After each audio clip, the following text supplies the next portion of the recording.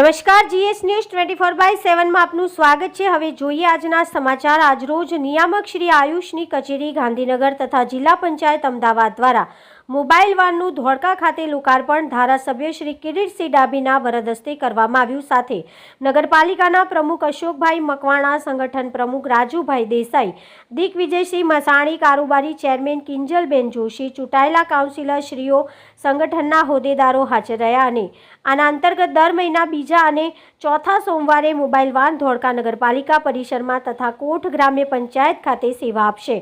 Mobile van અંતર્ગત રૂપગઢ આયુર્વેદિક દવાખાના medical officer Sonaliben Chavda તથા Vataman homoeopathic medical officer Shilpaben Pandya ફરજ બજાવશે। તંત્રી અહેવાલ મહેન્દ્રસિંહ ડાભી, ગુજરાત સિક્યોર ન્યૂઝ, ધોળકા।